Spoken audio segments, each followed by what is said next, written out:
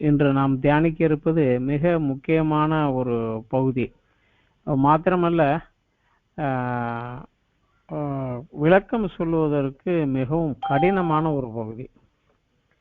இந்த வாரத்தில் நாம் தியானிப்பதற்கு இருப்பது வெளிப்படுத்தல் புஸ்தகத்திலிருந்து 6வது அத்தியாயத்திலிருந்து 16வது அத்தியாயம் வரை உள்ள 11 சாப்டர் மட்டும்தான்.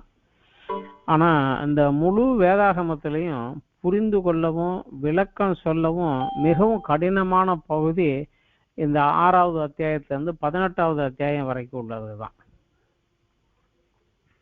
காரணம் என்னவென்றால், வெளிப்படுத்தல் புஸ்தகத்தில் அநேக மாணவர்கள் ஒரு உருவகமாக, ஒரு சித்திரமாக கூறப்படுகிறது. இதுல சிலவற்றிற்கு இதிலேயே விளக்கம் உண்டு.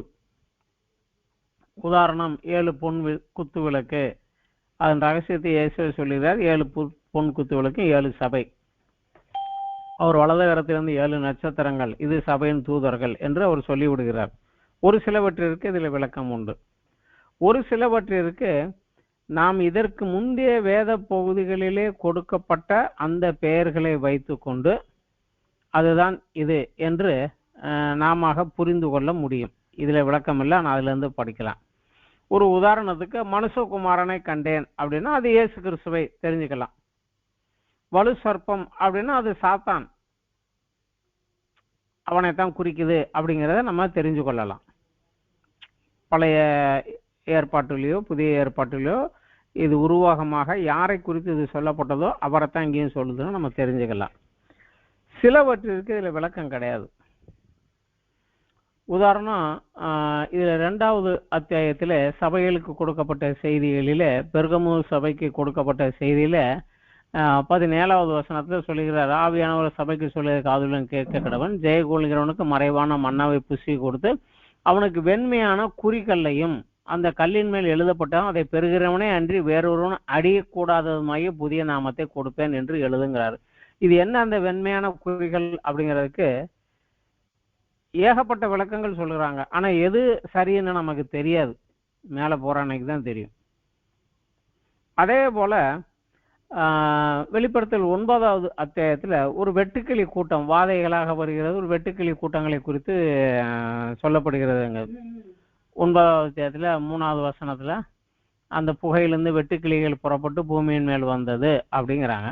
அந்த வெட்டுக்கிளிகள் எப்படி இருந்ததுங்கிறதுக்கு 7ல இருந்து 10 வசனம் வரைக்கும் அந்த வெட்டுக்கிளி எப்படி இருந்ததுன்னு சொல்றாங்க. அதை படிச்சாலே இந்த மாதிரி ஒரு வெட்டுக்கிளி நம்ம எங்கேயும் பார்த்ததே கிடையாது. அந்த வெட்டுக்கிளியின் உருவம் யுத்தத்திற்கு ஆயத்தம் பண்ணப்பட்ட குதிரைகளுக்கு ஒப்பாய் இருந்தது. அவைகளுடைய தலைகளின் மேல் பொன்மயமான கிரீடம் போன்றவைகள் இருந்தது.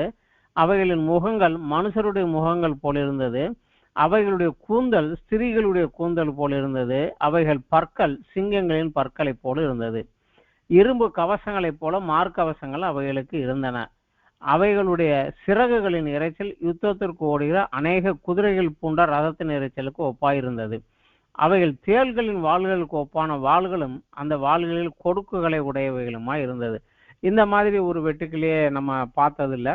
இது வெட்டுக்கிளி கூட்டத்தை போல ஒரு கூட்டமாக வந்தது. இது எப்படி இருந்ததுன்னு நமக்கு தெரியாது. அதில் இதில் உள்ள சிலவற்றிற்கு விளக்கங்கள் கிடையாது.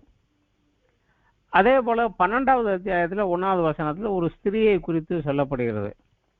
அந்த ஸ்திரீ சூரியனை அணிந்திருந்தால் அவள் பாதங்களின் கீழே சந்திரனும் அவள் சிரசின் கீழ் 12 நட்சத்திரங்களும் கிரீடமும் இருந்தது.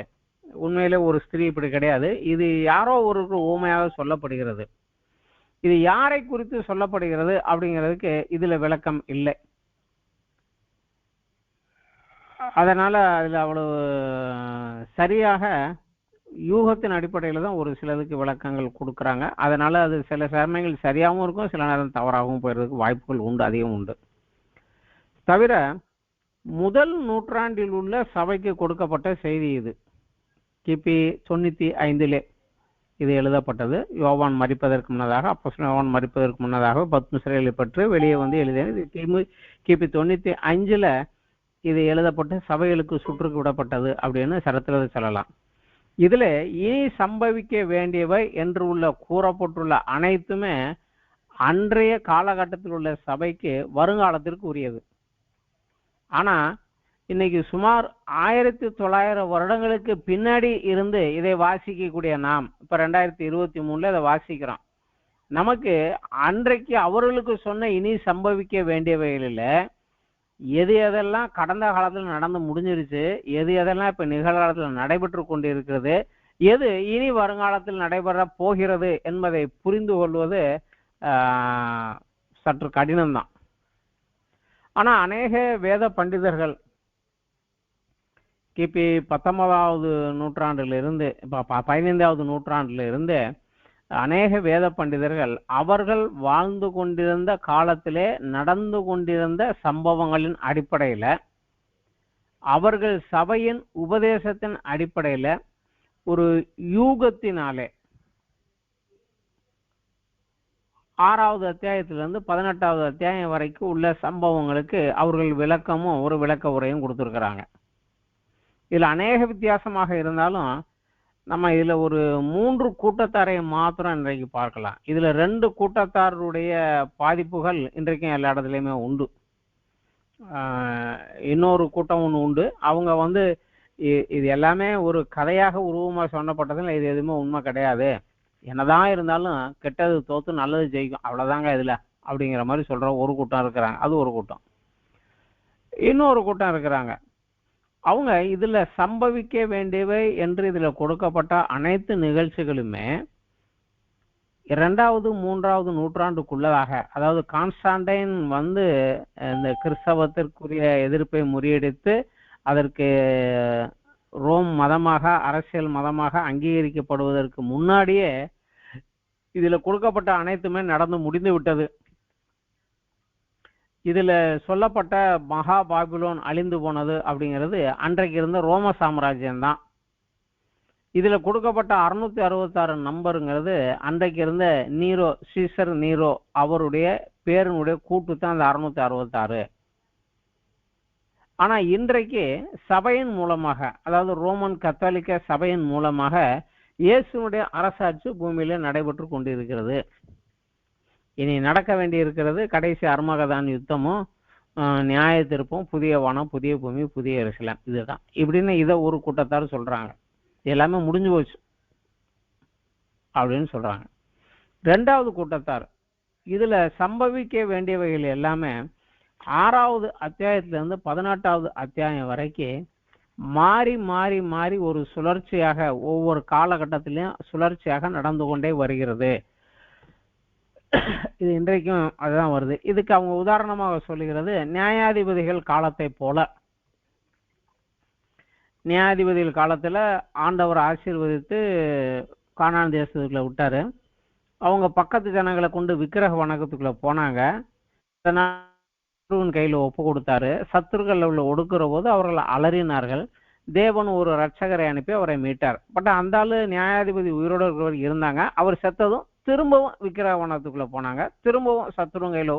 இதே போல ஒரு 7 முறை ஒரு சுழற்சியாக அந்த காலகட்டம் வந்து கொண்டிருந்தது. அதே போலவே தான் இப்பவும் இதுல உள்ளவைகள் எல்லாம் மாறி மாறி ஒரு சுழற்சியாக நடந்து கொண்டே வருகிறது. இது இயேசு கிறிஸ்துவினுடைய 2ஆம் வருகை வரைக்கும், நித்திய நியாய தீர்ப்பு வரைக்கும் இப்படி உளுந்து உளுந்து எந்திரிச்சு வந்துகிட்டே இருக்கும் அப்படின்னு சொல்லி அதுக்கு இதனுடைய புஸ்தகங்களை 7ஆக பிரித்து ஒரு வியாக்கியானம் கொடுக்குறாங்க. அது 2வது ஒரு கூட்டத்தார். 3வது ஒரு கூட்டத்தார் இருக்கிறாங்க. மெயினாக இந்த கூட்டத்தினுடைய செய்தி தான் இன்றைக்கு ஒரு 85க்கு மேல உள்ள சபைகளில் இருக்கும். இவங்க சொல்றது என்னன்னா, இதுல இந்த 6வது அத்தியாயத்திலிருந்து 18வது அத்தியாயம் வரைக்கும் நடக்கக்கூடியவைகள் எல்லாமே வருங்காலத்திற்குரியது. இனி சம்பவிக்க வேண்டியவை என்று சொன்னவைகள் எல்லாம் இந்த 1900 வருடமாக இன்னும் நடக்கல, இனிமே தான் நடக்கணும். அதுவும் எப்ப நடக்கும்? இயேசு கிறிஸ்துவினுடைய 2ஆம் வருகைக்கு முந்தின 7 ஆண்டுகளுக்குள் இது நடக்கும். அந்த 7 ஆண்டுகளையும் உபத்திரவ காலம் என்று, முதல் 3.5 வருடங்கள் உபத்திரவ காலம், அடுத்த 3.5 வருடம் மகா உபத்திரவ காலம் என்று பிரித்து இந்த காலகட்டத்துக்குள்ளதான், அந்த 7 வருடத்துக்குள்ளதான் இதில் உள்ள சம்பவங்கள் அனைத்தும் முத்திரை உடைக்கிறதுல இருந்து கோபக்கலசம் ஊற்றி முடித்து இயேசு கிறிஸ்து திரும்பி அரசாட்சி செய்ய உட்காருவது வரை இந்த 7 வருடத்துக்குள்ளதான் நடக்கும் அப்படிங்கிறாங்க. அதனால இதுல உள்ளது எல்லாமே வருங்காலத்துக்குரியது தான் அப்படிங்கிறாங்க. இதுல மகா பாபிலோன் என்று இதுல சொல்லப்படுகிறது. 17, 18வது அத்தியாயத்துல மகா பாபிலோன் விழுந்து போன அந்த மகா பாபிலோன் எது அப்படின்னு கேட்டா, அவங்க இன்றைக்கு ரோம் நகரிலே இருந்து ரோமன் கத்தோலிக்க சபையின் தலைமையகமா இருக்கக்கூடிய அதுதான் மகா பாபிலோன் அப்படின்னு சொல்லி அவங்க சொல்றாங்க. அந்த 666 நம்பர் என்னன்னா, போப்போடைய பேருடைய கூட்டுனா 666 தான் வரும், அவர் தான் அப்படிங்கிறாங்க. இது எல்லாருமே ஒரு யூகத்தின் அடிப்படையில அவங்களுடைய சபைக்குரிய ஒரு கருத்து கணிப்பின் அடிப்படையில இது சொல்லப்பட்டு வருகிறது தான். இதுல எது ரைட்டு, எது தப்பு, எது ராங்கு அப்படிங்கிறத நம்ம எதையும் குறித்து ஏதோ ஒரு கருத்து சொன்னதை கேட்டுட்டு இது இப்படித்தான் அப்படின்னு இந்த புஸ்தகத்துல எதையுமே நம்ம முடிவு பண்ண முடியாது. தவிர வேதத்தில் உள்ள எந்த புஸ்தகமா இருந்தாலும் அதை புரிந்து கொள்வதற்கு முதலிலே நாம் அறிய வேண்டியது யார் இதை எழுதினாங்க, அல்லது இதை கூறியது யார், யாருக்காக எழுதினாங்க, இதை எழுத வேண்டிய அவசியம் என்ன, அதாவது அப்ப என்ன நடந்து கொண்டிருந்தது, என்ன சூழ்நிலை, அதனால இவங்க இதை எழுத வேண்டி நேரிட்டது. சரி, இதுல அவர் சொன்ன செய்தியினுடைய சாராம்சம் என்ன அப்படிங்கிறது தெரியணும். அப்படி தெரிஞ்சாதான் இன்றைய காலத்துல இன்றைய சூழ்நிலையில நம்ம இதை எப்படி எடுத்துக்கொள்ள முடியும் அப்படிங்கிறத நம்ம எடுத்துக்கொள்ள முடியும். உண்மையிலே இந்த கடிதம் உபத்திரவம் பாடுகளுக்குள்ளாக கடந்து சென்று கொண்டிருந்த சபைக்கு அவர்கள் விசுவாசத்தை காத்துக்கொள்ளவும் அவர்களுடைய நம்பிக்கையை இன்னும் ஸ்திரப்படுத்தி பொறுமையுடன் பாடுகள் உபத்திரவத்தை சகித்து ஜெயங்கொண்டவராக அவர்கள் எழும்பி வருவதற்காக தேவன் அப்போஸ்தலனாகிய யோவான் மூலமாக இன்னும் வர இருக்கக்கூடிய காரியங்களையும், முடிவு சமீபம் அல்ல, இன்னும் நிறைய காரியங்கள் நடக்க வேண்டி இருக்குது இயேசு கிறிஸ்துவின் வருகைக்கு முன்னதாக என்று இன்னும் வர இருக்கக்கூடிய காரியங்களையும், அதுல அதிகமான நியூஸ் பேட் நியூஸ் தான். 6வது அத்தியாயத்துல இருந்து 16வது அத்தியாயம் வரைக்கும் ஒன்லி பேட் நியூஸ் தான். 19, 20வது அத்தியாயத்துல இருந்து தான் மகிமையான நித்தியம், அந்த மகிமையான நித்திய வாழ்க்கை அதற்குரிய காரியங்களை வெளிப்படுத்தி அவங்களுக்கு கொடுக்கப்பட்டது. இதனுடைய பின்னாடி அவர் சொல்லக்கூடிய செய்தி, உபத்திரவங்கள், பாடுகள், மரணம் முடிவு அல்ல, ஆனால் முடிவு வரை நிலை நிற்பவனே ரட்சிக்கப்படுவான். அதனால பாடுகள் உபத்திரவங்களை சோர்ந்து பின்வாங்கி போயிடாத, மரணமே நேரிட்டாலும் நில்லு என்றால் மரணம் நமக்கு முடிவு அல்ல, மரணத்திற்கு பின்பாடு ஒரு நித்திய வாழ்க்கை இருக்கிறது, அதற்கு நீ ஆயத்தமாக அப்படின்னு அவங்களுக்கு சொல்லுவதற்காக அவங்களுக்கு எழுதி கொடுக்கப்பட்டது தான் இந்த புஸ்தகம். ஸோ இந்த ஒரு கண்ணோட்டத்துல தான் நம்ம இதை பார்க்கணுமே ஒழிய இது அவங்களுக்கு வருங்காலத்துல என்னென்ன நடக்கும்னு ஒரு நிகழ்ச்சி நிரல் பட்டியல் போல அவங்களுக்கு கொடுக்கப்படவில்லை. முதல்ல இது நடக்கும், 2வது நடக்கும், 3வது நடக்கும், இதுக்கப்புறம் இது, இதுக்கப்புறம் அது அப்படின்னு ஒரு நிகழ்ச்சி நிரல் பட்டியல் போல இது கொடுக்கப்படவில்லை. அதை நம்ம நன்றாக தெரிந்து கொள்ள வேண்டும். ஒரு தேவனுடைய மனிதர் ஒருவர் கூறினார், வெளிப்படுத்தல் 6வது அத்தியாயத்திலிருந்து 22வது அத்தியாயம் வரை உள்ள நிகழ்ச்சிகளை, எது நடந்து முடிந்து விட்டது, எது இப்பொழுது நடந்து கொண்டிருக்கிறது, எது நாளை நடக்க இருக்கிறது, அது எப்பொழுது நடக்கும், எப்படி நடக்கும் அப்படிங்கிற ஆராய்ச்சியில ஒரு மனிதன் தீவிரமாக இருந்தால் இந்த புஸ்தகத்துல இருந்து தேவன் அவனுக்கு கொடுக்க செய்தியை அவன் இழந்து போயிடுவான், தவற விட்டு விடுவான். நம்ம ஒரு நிகழ்ச்சி நிரல் பார்க்கறதுக்கு, அதாவது கியூரியாசிட்டி, என்னுடைய ஆவலை திருப்திப்படுத்துவதற்காக ஆண்டவர் கொடுத்தது கிடையாது, என்னை ஆயத்தப்படுத்தும்படியாக கொடுக்கப்பட்டதுதான். சரி, என்னன்னா பாடுகள் எல்லாம் வந்தது, அதை சகித்தவனுக்கு என்ன ரிசல்ட் வந்தது, அவன் நிலைமை என்ன. அநேகர் இதை சகித்து மேல வந்திருக்கிறாங்க, ஒன்னாலேயே முடியும், தயாராக. ஏனென்றால் இதுக்கு பின்னாடி உள்ள நித்தியம் என்ன அப்படிங்கிறத உனக்கு நான் காமிக்கிறேன், நீ தயாராக இரு அப்படின்னு சொல்றாங்க. இப்ப இந்த நம்ம வெளிப்படுத்தல் 1வது அத்தியாயத்துல கர்த்தராகிய இயேசு கிறிஸ்து இப்பொழுது யாராக எப்படி இருக்கிறார் அப்படிங்கிறத பத்ம தீவில் சிறையிருப்பில் இருந்த யோவானுக்கு இயேசு கிறிஸ்து தரிசனமாகி வெளிப்படுத்தி காண்பித்தார். நான் பூமியில எப்படி இருந்தேன், ஆனால் இப்பொழுது எப்படி இருக்கிறேன், நான் யாராக இருக்கிறேன் என்பதை காண்பித்தார். அதை நம்ம 1வது அத்தியாயத்துல பார்த்தோம். இரண்டாவது அத்தியாயம் 3வது அத்தியாயத்துல அவர் சபையின் தலைவராக சபைகளுக்கு கூறியன பாராட்டு, எச்சரிக்கை, ஆலோசனை இவைகளை பற்றி பார்த்தோம். 4வது 5வது அத்தியாயத்துல பூமியிலிருந்து நாம் யோவானோடு பரலோகத்துக்கு சென்று பரலோகத்தில் நடைபெறக்கூடிய ஆராதனையில பங்கு பெற்றோம். ஆனா இப்ப 6வது அத்தியாயத்திலிருந்து 16வது அத்தியாயம் வரைக்கும் பரலோகத்தில் நடைபெறுகின்ற ஒரு நிகழ்ச்சியும் அதன் விளைவாக பூமியில் நடைபெறக்கூடிய நிகழ்ச்சியையும், பரலோகத்தில் என்ன நடந்தது, அதன் விளைவாக பாதிப்பு பூமியிலே எப்படி வந்தது, இவைகளை மாறி மாறி பரலோகத்துக்கு போய் அந்த நிகழ்ச்சியை பார்த்துட்டு பூமியில வந்து இதையும் பார்த்துட்டு திருப்பி பரலோகத்துக்கு போய் அடுத்த பரலோகத்துக்கும் பூமிக்குமாக மாறி மாறி இந்த கண்ணோட்டம் மாறிக்கொண்டே இருக்கும். இதுல நமக்கு இந்த செய்தி நடக்கிற போது எங்க இருக்கிறோம், இந்த செய்தி வருகிற போது எங்க இருக்கிறோம் அப்படின்னு புரிந்து கொள்ள வேண்டியது கொஞ்சம் விவரமாக நம்ம பார்க்கணும்.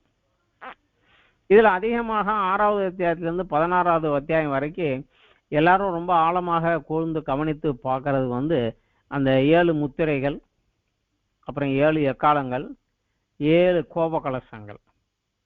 இதுதான் 6லேருந்து 16 முடிகிறதுக்குள்ள 7வது கோப கலசம் ஊற்றி முடிக்கிறாங்க. 6வது அத்தியாயம் 1ல் வந்து 1ஆம் முத்திரை உடைக்கப்படுகிறது. இதை முதல் முறையாக நம்ம படிக்கிற போது இந்த 7 முத்திரையும் உடைக்கப்பட்டது. 7வது முத்திரை உடைச்சதுக்கு அப்புறம் 7 எக்காலை ஊதுனாங்க. 7வது எக்காலை ஊதுனதுக்கப்புறம் 7 கோப கலசங்கள் பூமியில் ஊற்றுனாங்க. ஸோ மொத்தம் 21 ஈவெண்ட்ஸு ஒன்றுக்கு பின்னாடி ஒன்றாக தொடர்ந்து அப்படியே வருகிறது. அப்படிங்கிறது போல நமக்கு தெரியும். ஆனா இதை திரும்ப திரும்ப திரும்ப திரும்ப நம்ம வாசிக்கிற போது இந்த இவைகளுக்கு இடையில வேறு சில காரியங்களை நம்ம அறிய முடியும். ஏனென்றால் சில அறிவிப்புகள், சில வெளிப்பாடுகள், சில நிகழ்ச்சிகள் இடைச்சொருகளாக இந்த முத்திரைகளுக்கு இடையில ஒரு சில சம்பவங்களும், எக்காலத்து ஊதிக்கிட்டு இருக்க போதே ஒரு சில சம்பவங்கள் இடையிலையும், கோப கலசங்கள் ஊத்துவதற்கு முன்னாடி சில காரியங்கள் இடையிலையும் இடைச்சொருகளாக சில தகவல்கள் கொடுக்கப்படுவதை நம்ம பார்க்கலாம். ஸோ அந்த தகவல்கள் வந்து இது முடிஞ்ச உடனே தான் நடந்தது, அது முடிஞ்ச உடனே நடந்தது அப்படிங்கிறது அல்ல. இப்படி ஒன்று இருந்தது, இந்த இடத்துல நீ அதை தெரிஞ்சுக்கணும் அப்படின்னு இடைச்சொருகளாக உள்ள வந்து சொருகப்படுகிறத பார்க்கலாம். உதாரணத்துக்கு 6வது முத்திரை உடைத்ததுக்கு அப்புறம் 6வது சாப்டர்ல 6 முத்திரை வரும். 7வது சாப்டர்ல தனியாக ஒரு தகவல் உள்ள கொடுக்கப்பட்டிருக்கும். அதே போல எக்காலங்கள் ஊதுவதில் 6வது எக்காலத்துக்கு பிற்பாடு 7வது எக்காலம் ஊதுறதுக்கு முன்னாடி 6வது எக்காலத்துக்கு பிற்பாடு ஒரு சில சம்பவங்கள் 10, 11, 2 சாப்டர்ஸ் உள்ள கொடுத்துருப்பாங்க. அந்த 10, 11, 2 சாப்டர்ஸும் சில சம்பவங்கள் நம்ம அறிந்து கொள்ள வேண்டும் என்று உடால சொல்லப்பட்டது. அதற்கு அப்புறம்தான் 12வது சாப்டர்ல இருந்து 14வது சாப்டர் வரைக்கும் கோப கலசங்கள் ஊற்றுவதற்கு முன்னாடி நமக்கு சில தகவல்கள் கொடுக்கப்படுகிறது. இவைகளுக்கும் இந்த முத்திரை எக்காலம் இதையும் இந்த ரொட்டீனிலே வரிசையிலே அதுவும் வருது அப்படின்னு நம்ம எடுக்க முடியாது. சில தகவல்கள் உள்ளே சொல்லப்படுகிறது, இடையில மத்தியில நமக்கு சொல்லப்படுகிறது. ஸோ அந்த தகவல்களை தனியாகவும் இந்த ஈவெண்ட்ஸை தனியாகவும் தான் நம்ம பார்க்கணும். அது ஒன்று. ரெண்டாவது, இந்த முத்திரை எக்காலம் கோப கலசங்கள் இது 3லேயுமே முதல் வருகிற 4, அதாவது முதல் 1வது முத்திரை, 2வது முத்திரை, 3வது முத்திரை, 4வது முத்திரை, அதே போலவே 1ஆம் எக்காலம், 2ஆம் எக்காலம், 3வது எக்காலம், 4வது எக்காலம், அதே போலவே 1வது கோப கலசம், 2வது கோப கலசம், 3வது கோப கலசம், 4வது கோப கலசங்கள்.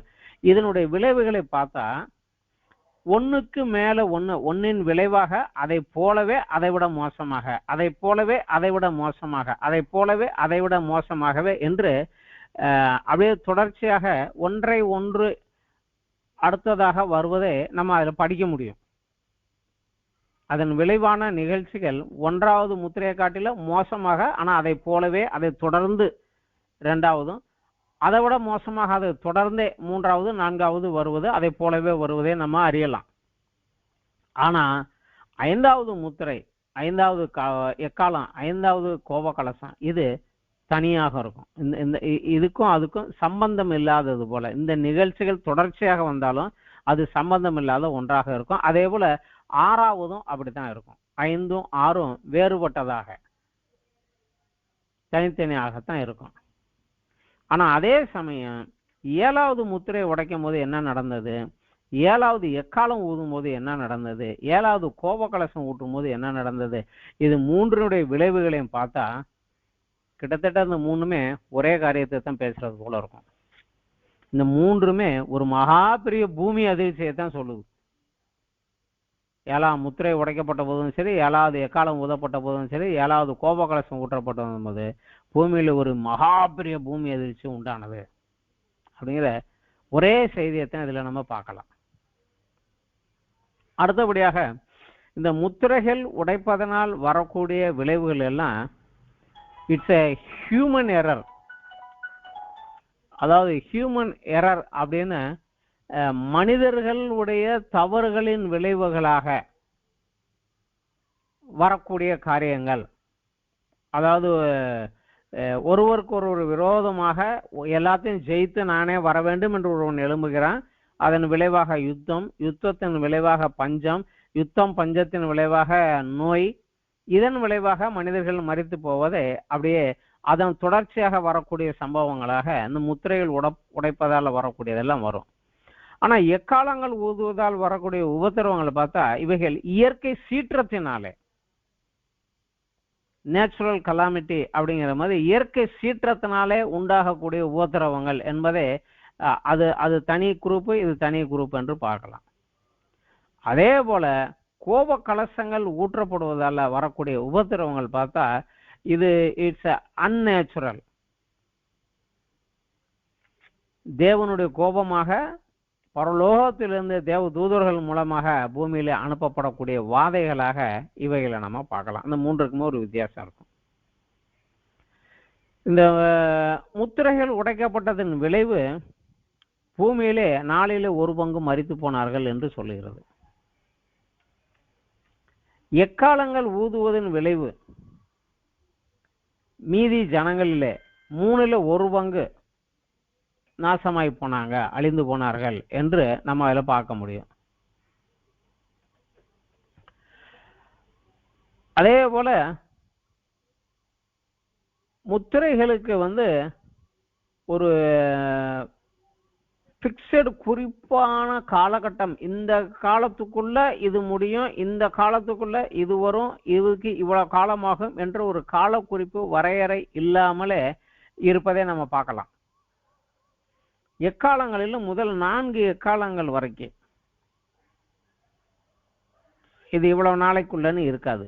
ஆனால் 5வது எக்காலம் அதன் விளைவு 5 மாத காலத்திற்குள்ளாகத்தான் அதனுடைய பாடுகள். 6வது எக்காலம் ஊதுகிறது, அதனுடைய விளைவு 1 மணி, 1 நாள், 1 மாசம், 1 வருஷத்துக்கு தான் அதனுடைய விளைவுகள் அப்படிங்கிற மாதிரி வரும். கோப கலசங்கள் எல்லாத்துக்குமே அதிகபட்சமா 3.5 வருஷத்துக்குள்ள, அதற்கு முன்னாடி 3.5 வருஷத்துக்குள்ளதான் இவைகள் எல்லாம் நடக்க வேண்டும் என்ற ஒரு டைம் ஃப்ரேமுக்குள்ள, பின்னாடி வர வர ஒரு டைம் ஃப்ரேமுக்குள்ள அவைகள் எல்லாம் அடங்கி போயிடும். ஆனா முத்திரைகளுக்கு அந்த மாதிரி ஒரு டைம் ஃப்ரேமே இல்லை.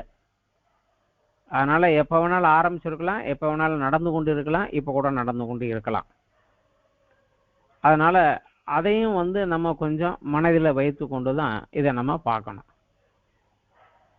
இப்ப இந்த புஸ்தகத்தில் உள்ள 6வது அத்தியாயத்துல இருந்து 16வது அத்தியாயம் வரைக்கும் என்ன சொல்லி இருக்கிறாங்க அப்படிங்கிறத வரிசையாக ஒவ்வொன்றாக நம்ம பார்க்கலாம். பொதுவான ஒரு விளக்கம் வந்துருச்சு. இப்ப ஒவ்வொரு சாப்டர்ஸா நம்ம இப்ப பார்க்கலாம்.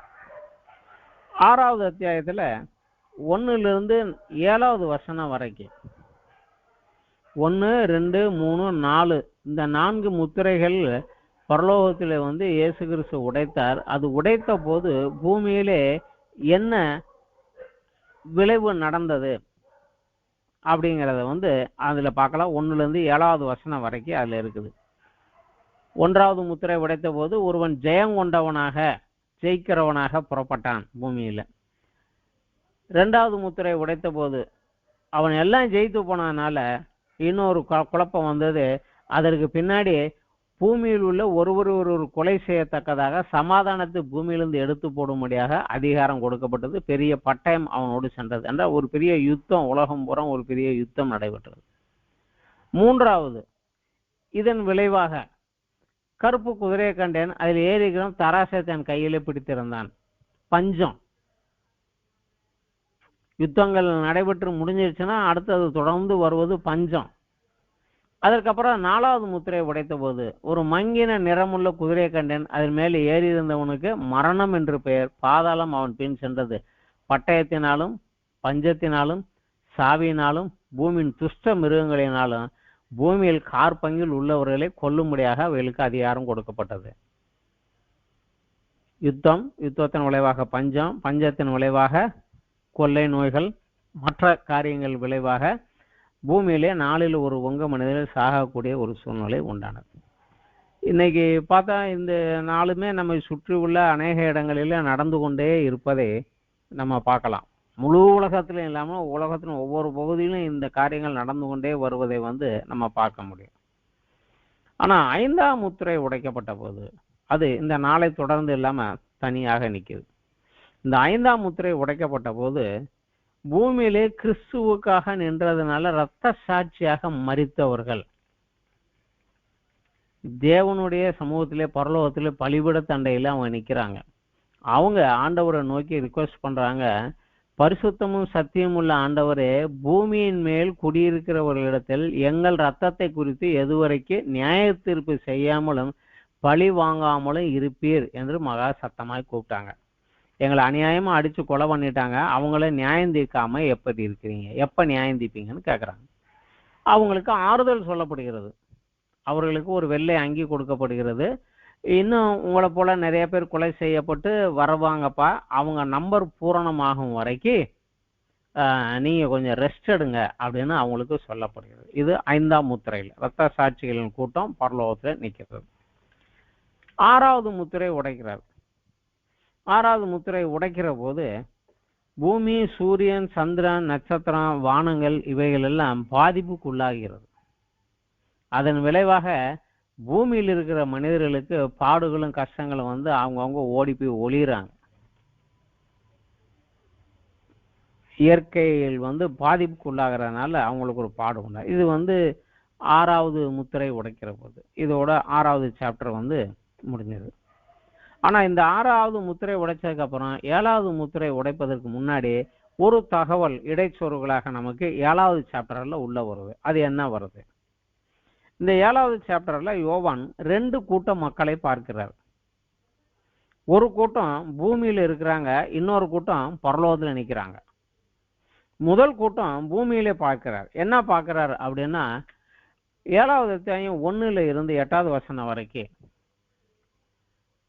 தேவன் ஒரு தூதனை அனுப்பி பூமியிலே இஸ்ரவேலில் உள்ள 12 கோத்திரங்களிலே கோத்திரத்துக்கு 12,000 பேர் என்று அவர்களை முத்திரை போடப்படுகிறார்கள். உபத்திரவம் பாடுகள் இவர்களை நெருங்காதபடிக்கு இவர்களை காத்துக்கொள்வதற்காக இவர்கள் மேல முத்திரை போடு, அவர்கள் நெற்றியிலே முத்திரை போடு அப்படின்னு சொல்லுகிறாரு. அப்படி மொத்தமாக 1,44,000 பேர். இந்த 1,44,000 பேர் இஸ்ரவேலில் உள்ள 12 கோத்திரத்தை சேர்ந்தவர்கள் மட்டுமே. இதுக்கு வெளியே உள்ளவங்க புறஜாதியார் கிடையாது. இதுல விசேஷமாக பார்த்தா அந்த 12 கோத்திரத்திலையும் ஒரு கோத்திரம் விடுபட்டு போயிருச்சு, தான் கோத்திரம். யோசேப்புக்கு 2 பங்கு வருது. தான் கோத்திரம் இதுல விடுபட்டு போயிருச்சு. அது ஏன் அப்படிங்கிறது இங்கே இல்லை. ஆனாலும் ஒரு சில காரியங்களை வேதத்துல பழைய ஏற்பாட்டுல தான் கோத்திரம் ஏன் அப்படிங்கிறத பார்த்தோம் என்றால் ஒரு சில காரியங்கள் நமக்கு புரியும். இந்த எகிப்திலிருந்து விடுதலையாய் வந்த இந்த கோத்திரம் கானானுக்குள்ள பிரவேசிக்க முன்பதாக யோசுவாவின் தலைமையில கானான் தேசத்தை சுதந்திரத்தை அங்க உட்கார்ந்த போது இவர்களுக்கென்று ஒரு பகுதியை ஒதுக்கி கொடுத்திருந்தது. இந்த பகுதியில் இவர்கள் குடியேறும்படியாக சொன்ன போது இவங்க அந்த பகுதியை விட்டு இது வேண்டாம் என்று விட்டு தாங்களே தங்களுக்கு சொந்தமாக ஒரு பகுதியை செலக்ட் பண்ணிக்கிறோம் அப்படின்னு சொல்லி தேசத்தினுடைய கீழே தெற்குல இருந்தவங்க தேசத்தை தாண்டி வடக்கு நோக்கி போய் அங்க போய் ஒரு பகுதியை இவங்களாக செலக்ட் பண்ணி கொண்டு அங்க இருந்தவர்கள் எல்லாம் விரட்டி விட்டு அந்த ஏரியாவுக்கு தான் அப்படின்னு பேர் வச்சு அங்க போய் உட்கார்றாங்க. ஸோ தேவன் ஒப்பு கொடுத்தது வேண்டான்னு நிராகரிச்சுட்டு நாங்களா தேடிக்கொண்டு போயிட்டாங்க. அது மாத்திரமல்ல, இவங்க தான் அந்த 12 கோத்திரத்துல முதலிலே ஒரு விக்கிரகத்தை செய்து அதை கும்பிடக்கூடிய ஆராதனை செய்கிறவர்களாக சிலோவாமிலே தேவனுடைய ஆலயம் இருந்த மறைக்கும் இவங்க தனியா எங்களுக்குன்னு ஒரு விக்கிரகத்தை வைத்து கொண்டு விக்கிரக வழிபாட்டுக்குள்ளாக யெகோவா தேவனுடைய ஆளுகைக்கு வெளியே, நியாயப்பிரமாணத்துக்கு வெளியே அவங்க போயிட்டாங்க. சிறையிருப்பு நடந்த போது, ஏன்னா அவங்க தான் பார்டர்ல இருந்தாங்க, அசிரியன் அவங்க எல்லாம் வரும்போது முதல்ல அடி வாங்க வேண்டியது இவங்க தான். முதல்ல சிறையிருப்புக்குள்ள போனது இவங்க தான். ஆனா இருக்கிறாங்க, ஆனா அந்த கோத்திரம் இதுல விடுபட்டு போச்சு. அதனால தேவன் சொன்னதை எனக்கு வேண்டாம், நானே பார்த்துக்குவேன் என்று தேவன் சொல்லாத ஒரு காரியத்துல போய் செஞ்சதுனால தேவன் அவர்கள் நீ என்னை வேண்டான்ட்டேன், நானும் வேண்டான்ட்டேன்னு சொல்றாரு அப்படின்னு ஒரு சாரார் சொல்றாங்க. ஆனா இது எந்த அளவுக்கு உண்மை எது இல்லைங்கிறது நமக்கு இங்க தெரியாது, பரலோகத்துல போய்தான் கேட்டுக்கணும். நம்ம ஒரு யூகத்துல வச்சுக்கிட்டு இப்படித்தான் முடிவு பண்ண முடியாது. இது ஒன்று. இது 7வது சாப்டர்ல வருது. அதுக்கப்புறம் 7வது சாப்டர்ல இன்னொரு கூட்டம். இந்த கூட்டம் பரலோகத்துல நிக்கிறாங்க. முதலில் பார்த்த நம்ம 1,44,000 பேர் பூமியில இருக்கிறாங்க. 2வது கூட்டம் 9லிருந்து 17வது வசனம் வரைக்கும் இந்த கூட்டம் பரலோகத்துல நிக்கிறாங்க. எங்க நிக்கிறாங்கன்னா தேவ சமூகத்துல நிக்கிறாங்க. சகல ஜாதி கோத்திரம் பாஷைக்காரர்கள் வந்த எண்ணற்ற திரள் கூட்டம் தேவ சமூகத்துல நிக்கிறாங்க. குருத்தோலை கையில் வைத்துக்கொண்டு அவங்க பாடிக்கொண்டு அங்க நிக்கிறாங்க. அப்ப மூப்பர்களிலே ஒருவன் கேட்குறான், இவங்க யாருன்னு தெரியுமா உமக்கு அப்படின்னு. இவர் யாருன்னு எங்களுக்கு தெரியாதுங்க அப்படின்னு சொல்லி யோவான் சொல்லிட்டு, எனக்கு தெரியாது உங்களுக்கு தான் தெரியும் அப்படின்னு சொல்லிடுறாரு. அப்போ அந்த மூப்பர்கள் ஒருவன் இவருக்கு விளக்கம் சொல்றார். இவர்கள்லாம் மிகுந்த உபத்திரவத்திலே இருந்து வந்தவர்கள். இவர்கள் தங்கள் அங்கிகளை ஆட்டுக்குட்டியானவருடைய ரத்தத்திலே தோய்த்து வெளுத்தவர்கள். அதனால இவங்க இரவும் பகலும் தேவனுடைய சிங்காசனத்துக்கு முன்னாடி நிக்கிறாங்க, அவரை சேவிக்கிறார்கள். இனி இவங்க பசி அடைவதும் தாகம் அடைவதும் இல்லை, வெயிலாவது உஷ்ணமாவது படுவதில்லை. சிங்காசனத்தில் மத்தியில் இருக்கிற ஆட்டுக்குட்டியானவரே இவர்களை மேய்த்து ஜீவ தண்ணீருள்ள ஊற்றுக்களை நடத்துவார். தேவன் தாமே இவருடைய கண்ணீரை துடைப்பார். ஸோ அந்த ஒரு ஆசீர்வாதத்துக்குள்ளான 2வது ஒரு கூட்டம். இந்த கூட்டம் எங்கிருந்து வந்தவங்க என்ன வந்தவங்கன்னு சொல்லிடுறாரு. இதை வெளிப்படுத்தல இன்னொரு இடத்துல 12வது அத்தியாயத்துல 11வது வசனத்திலையும் இவர்களை குறித்து ஒரு சின்ன குறிப்பு இருக்குது. இவங்க யாரு அப்படின்னா, மரணம் நேரிடுகிறதா இருந்தாலும் அதற்கு தப்பும்படி தங்கள் ஜீவனையும் பாராமல் ஆட்டுக்குட்டியின் ரத்தத்தினாலும் தங்கள் சாட்சியின் வசனத்தினாலும் அவனை, அதாவது பிசாசானவனை ஜெயித்தவர்கள். ஸோ இந்த கூட்டம் தான் இங்க. இந்த கூட்டம் தான் மேல பரலோகத்துல நிக்கிறதை அவர் பார்க்கிறார். இதற்கு அப்புறம் 8வது அத்தியாயத்துல இருந்து 7வது முத்திரை உடைக்கப்படுகிறது. 7வது முத்திரை உடைக்கப்படுகிற போது பரலோகத்துல ஒரு அமைதி, அரை மணி நேரம் அமைதி. அதுக்கப்புறம் பரிசுத்தவான்களுடைய ஜபங்கள், தேவ சித்தத்தின்படி தேவநாம மகிமைக்கென்று ஏறெடுக்கப்பட்ட ஜபங்கள் அங்கு தூப வர்க்கத்தோடு சேர்த்து தேவனுக்கு முன்பதாக தூப பீடத்திலே செலுத்தப்பட்டு அந்த ஜபங்கள் தேவனுக்கு உகந்த தூபமாக மேலே எழும்புகிறது. அந்த தூபத்தை கேட்டுட்டு அதற்கு விளைவாக தேவன் ஒரு கட்டளையை கொடுக்கிறாரு. அதன் விளைவு பூமியிலே சத்தம், இடிமுழக்கம், மின்னல், பூமி எதிர்ச்சி இவைகள் உண்டாகிறது. இது 7 எக்காலங்கள். 7வது எக்காலம் இதோட 7வது முத்திரை உடைக்கிறதோட இதோட முடியுது.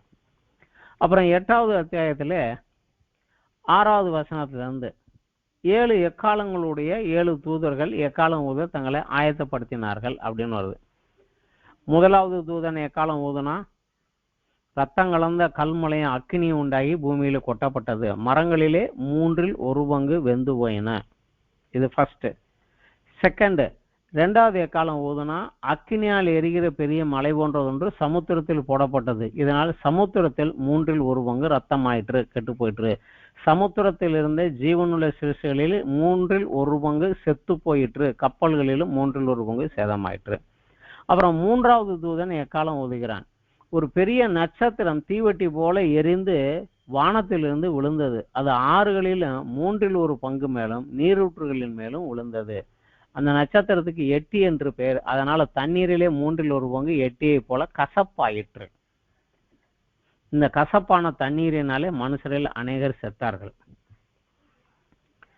இது 3மே அடுத்தடுத்து. 4வது எக்காலம் ஊதுகிறார்.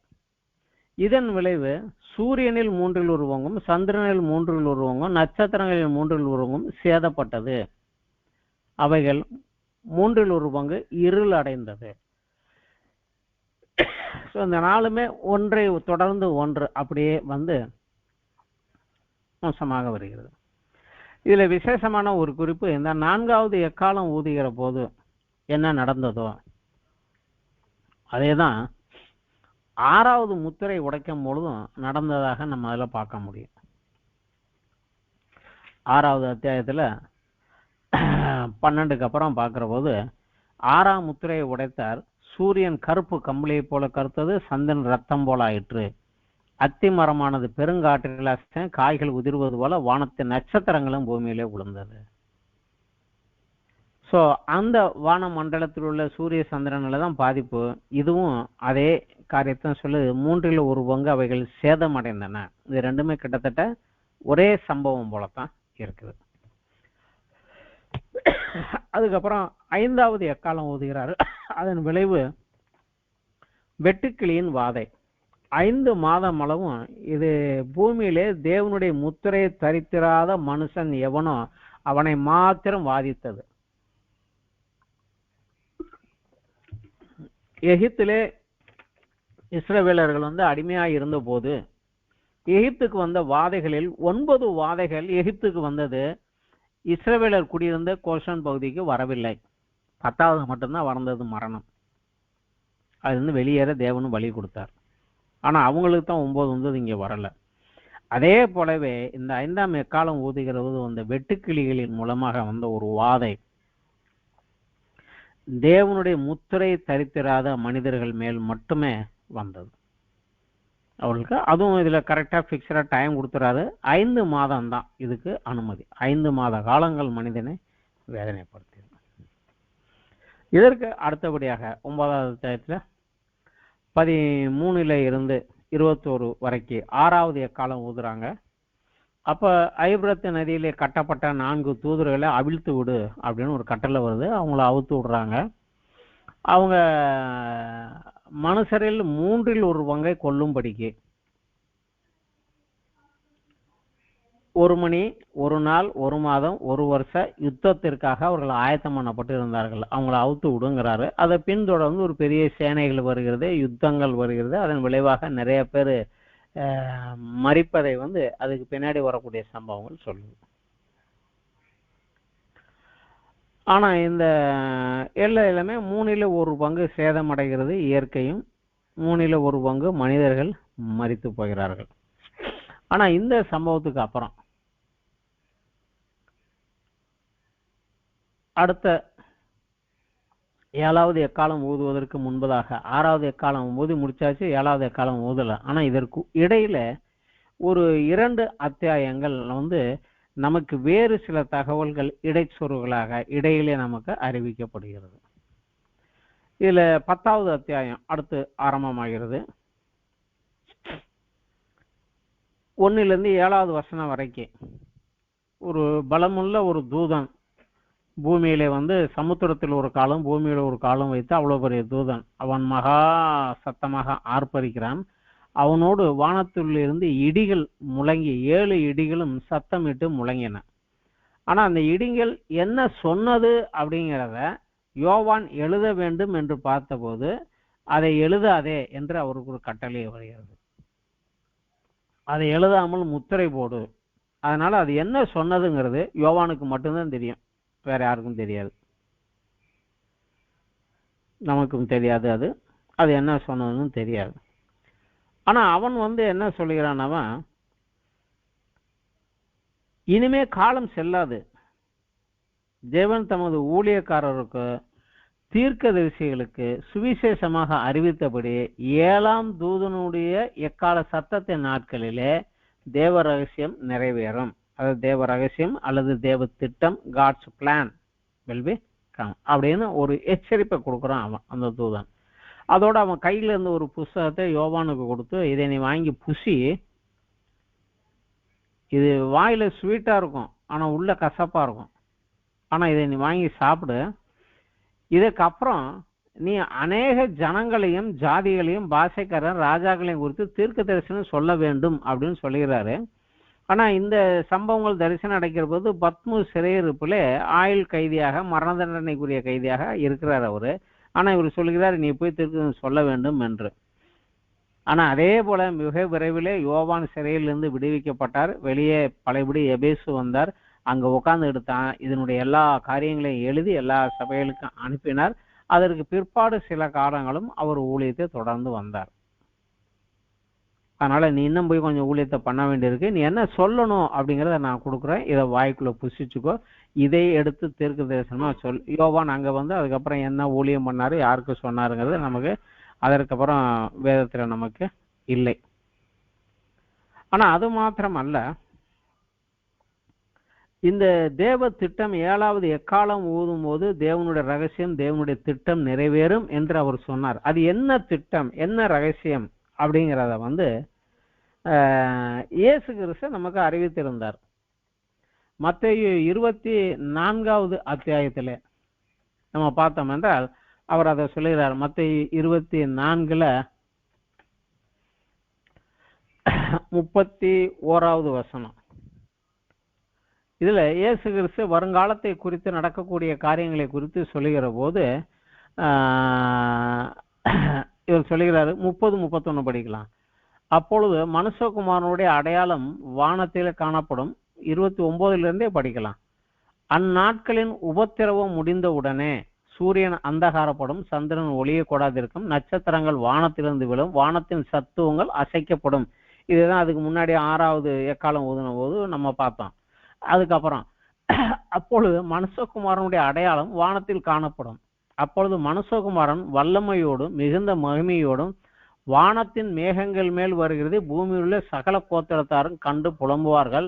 வலுவாய் துணிக்கும் எக்கால சத்தத்தோட அவர் தமது தூதர்களை அனுப்புவார். அவர்கள் அவரால் தெரிந்து கொள்ளப்பட்டவர்களே வானத்தின் ஒரு முனை முதற்கொண்டு மறுமுனை முதற்கொண்டும் 4 திசைகளும் கூட்டி சேர்ப்பார்கள்.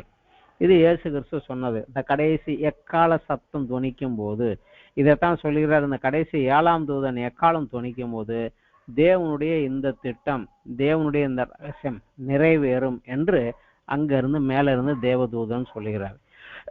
இது அது மாத்திரமல்ல, பவுலும் இதை குறித்து 1 கொரிந்தியருக்கு எழுதின கடிதத்துல 15வது அத்தியாயத்துல இதை வந்து குறிப்பாக அவர் எழுதுகிறார். 15வது அத்தியாயத்துல 1 கொரிந்தியர் 15ல 51 இதோ ஒரு ரகசியத்தை உங்களுக்கு அறிவிக்கிறேன். நாம் எல்லோரும் நித்திரை அடைவதில்லை, ஆகிலும் கடைசி எக்காலம் துணிக்கும் போது, அதுதான் 7வது எக்காலம், அது துணிக்கும் போது ஒரு நிமிஷத்திலே ஒரு இமைப்பொழுதிலே நாம் எல்லாரும் மறுரூபம் ஆக்கப்படுவோம். எக்காலம் துணிக்கும், அப்பொழுது மரித்தோர் அழிவில்லாதவர்களாய் எழுந்தரிப்பார்கள், நாமும் மறுரூபம் ஆக்கப்படுவோம். இதுதான் அந்த 7வது எக்காலம் ஊதும் போது நிறைவேறுகின்ற தேவனுடைய ரகசியம் அல்லது தேவனுடைய திட்டம் என்பதை நம்ம இந்த பகுதியிலிருந்து நம்ம அதை அறிந்து கொள்ளலாம். இதை அறிவித்ததுக்கு அப்புறம் தான் அவர் சொல்லுகிறாரு, நீ போய் மற்றவங்களுக்கும் சுவிசேஷத்தை அறிவிக்க வேண்டும் என்று அவர் யோவான் அதுக்கப்புறம் போனார். அதற்கப்புறம் நடக்கக்கூடிய அந்த 11வது அத்தியாயம், 11வது அத்தியாயத்துல சில தகவல்கள் நமக்கு கொடுக்கப்படுகிறது. அந்த தகவல்கள் என்ன அப்படின்னு பார்த்தா, அதுல 2 சாட்சிகள் எருசலேமிலே இரட்டு வஸ்திரம் முடித்து கொண்டிருக்கிறவர்களா 1260 நாளளவும் தீர்க்க தரிசனம் சொல்லும்படி அவர்களுக்கு அதிகாரம் கொடுப்பேன் அப்படிங்கிறார். இது நடைபெறுவது எருசலேமிலே. அதனால தான் 1வது வசனத்துல இருந்து வருகிறது, தேவனுடைய ஆலயத்தையும் பலிபீடத்தையும் தொழுது கொள்கிறவர்கள் அளந்துபார், ஆலயத்துக்கு புறம்பாய் இருக்கிற பிரகாரம் புறஜாதியாருக்கு கொடுக்கப்பட்டால் அதை அளவாமல் புறம்பாக்கி போடு அப்படின்னு சொல்லிட்டு இந்த பட்டணத்துல எருசலேமிலே உள்ள தேவாலயத்தை சுற்றியுள்ள பகுதியிலிருந்து இந்த 2 பேரும் தேவனுடைய நாமத்தின் நிமித்தம் தீர்க்க தரிசனம் சொல்லுவார்கள். இது இவங்களுக்கு கொடுக்கப்பட்ட அதிகாரம் 3.5 வருடம் 42 மாதம் அளவும் அப்படின்னு கொடுத்துருக்குறாங்க. 1260 நாள் அளவும் அப்படிங்கிறாங்க. இது எல்லாமே மொத்தம் 3.5 வருடம் தான். 3.5 வருடங்கள் இவங்க செஞ்சாங்க. இந்த தீர்க்க தரிசனம் சொல்லுகிற போது அவங்கள அற்புதங்களும் அடையாளங்களும் செய்தாங்க. மழை பெய்யாதபடி வானத்தை அடைக்க, தண்ணீரை ரத்தமாக மாற்ற அவர்களுக்கு அதிகாரம் உண்டு. பூமியை சகலவித வாதைகளினாலும் வாதிக்கவும் அவர்களுக்கு அதிகாரம் உண்டு. ஆனா இவங்க அவங்களுடைய சாட்சியை சொல்லி முடித்திருக்கிற போது பாதாளத்திலிருந்து வருகிற மிருகம் அவர்களோட யுத்தம் பண்ணி அவர்களை செய்து அவர்களை கொன்று போடும். இது இந்த பிசாசனுடைய காரியங்கள் தான், லூசிபருடைய காரியங்கள் தான். அவன் தான் இவர்களுக்கு விரோதமாக எழும்பி இவர்களை கொலை செய்வான். அவங்க சரீரம் தெருவில் கிடக்கும். எல்லாரும் அந்த ஜனங்க எல்லாரும் அதை பார்ப்பாங்கன்னு போட்டிருக்கு. அன்னைக்கு எழுதியிருந்தது, ஜனங்களிலும் கோத்திரங்களிலும் பாஷைக்காரர்களும் ஜாதிகளிலும் உள்ளவர்கள் அவர்கள் உடலை 3.5 நாள் வரைக்கும் பார்ப்பார்கள். அந்த காலத்துல எழுதும்போது கேட்டாங்க, எருசலேம்ல செத்து போனவன் உலகத்தில் உள்ளவன்லாம் சகல ஜாதியும் கோத்திரம் எப்படி பார்ப்பாங்கன்னு. ஆனா இன்னைக்கு நமக்கு தெரியும், இன்னைக்கு இஸ்ரவேல்ல எங்கேயோ கொண்டு போறான், ஹமாஸ் கொண்டு போறான், இங்கே கொண்டு போறான், இங்கேயே வீட்டில் உட்காந்து நம்ம டிவியில் பார்த்துக்கிட்டு இருக்கோம். அந்த ஒரு காலகட்டத்துக்குள்ள வந்துட்டோம். ஆனா 3.5 நாளுக்கு பிற்பாடு மரித்து அவர்கள் திரும்ப உயிரோடு எழுந்து இங்கிருந்து பரலோகத்துக்கு ஏறி போறாங்க. இது ஒரு சம்பவம் ஊடாலே கொடுக்கப்படுகிறது. இது எப்போ நடக்கும்? 6ஆம் தூதன் எக்காலம் ஊதுனதுக்கு பிற்பாடு நடக்க வேண்டிய காரியத்துல இது நடக்கும் அப்படிங்கிறாங்க. ஏன்னா இதுக்கு அப்புறம்தான் 7வது தூதன் எக்காலம் ஊதுறான். 7வது தூதன் எக்காலம் ஊதுறான். அதன் விளைவு உலகத்தின் ராஜ்யங்கள் நம்முடைய கர்த்தருக்கும் அவருடைய கிறிஸ்துவுக்கும் உரியதாயிற்று. அவர் சதா காலங்களிலும் ராஜ்யபாரம் பண்ணுவார் அப்படிங்கிறான். ஸோ 24 மூப்பர்களும் அவரை துதிக்கிறாங்க, ஆராதிக்கிறாங்க, கிறிஸ்துவின் தேவனையும் தொழுது கொள்கிறார்கள். பரலோகத்தில் தேவனுடைய ஆலயம் திறக்கப்படுகிறது. உடன்படிக்கை பெட்டி அங்கே காணப்படுகிறது. இது அதுக்குள்ள வந்துடுது. இது இந்த 7ஆம் எக்காலம் ஊதும் போது என்ன நடக்கும் அப்படிங்கிறத ஒரு ஜாடையாக குறிப்பாக கொடுத்துட்டாங்க. சரியான முழுமையான ஒரு விளக்கமாக இல்லை. ஆனா இந்த விளக்கம் பிற இடங்களிலே கொஞ்சம் அதிகமாக வருகிறது. இந்த எக்காலத்தோட இதை மட்டும் முடிச்சுட்டாங்க. இதற்கு அப்புறம் தேவனுடைய கோப கலசங்கள் வரணும். அதுக்கு முன்னாடி 12வது அத்தியாயத்திலிருந்து 14வது அத்தியாயங்கள் இந்த 7வது எக்காலத்தை குறித்து நம்ம படித்ததுக்கு அப்புறம் 7 கோப கலசங்களை குறித்து படிப்பதற்கு இடையிலே ஒரு அறிவிப்பாக நமக்கு கொடுக்கப்படுகிறது. இதில் உள்ள சில காரியங்கள் நமக்கு கொடுக்கப்படுகிறது. இதுல 12வது அத்தியாயத்துல ஒரு பெண்மணியை குறித்து பார்க்கலாம். வெளிப்படுத்தலே 3 பெண்மணிகளை குறித்து இதுல ஒரு உருவகமாக உண்டு. இதுல முதலாவது அறிவிக்கப்படுகிற பெண்மணி இந்த ஒரு பெண். இவள் சூரியனை அணிந்திருந்தால், பாதத்துக்கு கீழே சந்திரன் இருந்தது, சிரசின் மேல் 12 நட்சத்திரங்கள் இருந்தது. ஆனா இவ கர்ப்பவதியாயிருந்து பிரசவ வேதனைப்படும்படி பிள்ளை பெறும்படி வருத்தப்பட்டு அலறினாள். அப்பொழுது இன்னொரு அடையாளம் வானத்தில் காணப்பட்டது. 7 தலைகளையும் 10 கொம்புகளையும் தன் தலைகளின் மேல் 7 முடிகளையும் உடைய சிவப்பான பெரிய வலு சர்ப்பம் இருந்தது. அதன் வால் வானத்தின் நட்சத்திரங்களில் 1/3 பங்கை இழுத்து அவைகள் பூமியிலே விழத்தளிற்று. பிரசவ வேதனைப்படுகிற அந்த ஸ்திரீ பிள்ளை பெற்றவுடனே அந்த பிள்ளையை பட்சித்து போடும்படி அவளுக்கு முன்பாக நின்றது. இப்ப இந்த ஸ்திரீ யாரு? அவள் ஒரு பிள்ளையை பெறுகிறாள். சகல ஜாதி இரும்பு கோளால் ஆளுகை செய்யும் பிள்ளையை பெறுகிறாள். அந்த பிள்ளை தேவனிடத்திற்கும் சிங்காசனத்திற்கும் எடுத்துக்கொள்ளப்பட்டது அப்படிங்க வருது. அந்த ஸ்திரீ வனாந்தரத்துக்கு ஓடினால 1260 நாளும் அவளை போஷிப்பதற்காக தேவனால் ஆயத்த பண்ணப்பட்ட இடம் இருந்தது அப்படின்னு தகவல் வருது. யார் இந்த ஸ்திரீ? யாரை குறித்து இந்த ஸ்திரியை யாரை குறித்து இப்படி சொல்லப்படுகிறது அப்படிங்கிறதுல அநேக வித்தியாசமான விளக்கங்கள் உண்டு. ஒரு விளக்கம், அந்த ஸ்திரீ தான் மரியாள், அவள் பெற்ற பிள்ளைதான் இயேசு. அதை பட்சித்து போடும்படி நின்ற வலு சர்ப்பம் தான் ஏரோது. அப்படின்னு ஒரு கூட்டத்தார் இதை சொல்லுகிறாங்க. ஆனா 6-9 வசனங்கள் அவ வனாந்தரத்துக்கு ஓடி போனா அப்படிங்கிறது வானத்துல யுத்தம் உண்டாயிற்று, மிகாவேல் எல்லாம் கீழே விழுந்தாங்க, மிகாவேல் யுத்தம் பண்ணனால வலு சர்ப்பம் கீழே விழுந்தது அப்படிங்கிறதும் 13-17 வசனத்துல வலு சர்ப்பம் தான் பூமியில் தள்ளப்பட்டதை அறிந்து ஆண் பிள்ளை பெற்ற ஸ்திரியை துன்பப்படுத்தினது, ஸ்திரியானவள் பாம்பின் முகத்திற்கு விலகி ஒரு காலமும் காலங்களும் அரைக்காலமும் போஷிக்கப்படத்தக்கதாக வனாந்தரத்தில் தன் இடத்திற்கு பறந்து போகும்படி பெருங்கலின் 2 சிலைகள் கொடுக்கப்பட்டது. இந்த சம்பவத்தை அதோட சேர்த்தா இவங்க சொன்ன இந்த கருத்து நமக்கு பொருத்தமாக வரலாம். இரண்டாவது ஒரு சாரால் சொல்றாங்க, அந்த ஸ்திரீ தான் இஸ்ரவேல் தேசம். அது ஒரு தேசத்தை தான் ஸ்திரியாக சொல்லியிருக்காங்க, அது இஸ்ரவேல் தேசம்தான். அவள் பெற்ற பிள்ளை தான் இயேசு கிறிஸ்து. அதற்கு விரோதமாக அவரை சிலுவையில் அறைந்து கொலை செய்ய முடியாத நின்ற அந்த இது ரோம சாம்ராஜ்யம். ஆனா அந்த பிள்ளை மரித்து உயிர் தெழுந்து பரலோகத்துக்கு எடுத்துக்கொள்ளப்பட்டது அப்படின்னு ஒரு காரியம் சொல்றாங்க. ஆனா அதற்கு பின்னாடி நடந்த சம்பவங்களும் இந்த வசனத்துக்கும் பொருத்தமாக வரல. பாதி வரைக்கும் சொல்றாங்களே, மீதியை கம்ப்ளீட்டா கொண்டு வந்து பார்த்தா சரியா வர மாதிரின்னு தெரியல. ஆனா 3வது ஒரு கூட்டத்தார் இவங்க வேற ஒரு வித்தியாசமான ஒரு விளக்கத்தை சொல்றாங்க. அந்த ஸ்திரீ சபை, இந்த இருக்கக்கூடிய சபை, அவள் பெற்ற சகல ஜாதிகளையும் இரும்பு கோலால் ஆளக்கூடிய ஆண் பிள்ளை அப்படின்னா அது இரத்த சாட்சியாக கிறிஸ்துவுக்காக மரித்தவர்கள் அப்படின்னு ஒரு கூட்டம் சொல்றாங்க. ஏனென்றால் சபைகளுக்கு கொடுத்தப்பட்ட ஆலோசனையிலே இயேசு கிறிஸ்து ஒரு சபைக்கு இப்படியாக சொல்லுகிறார்.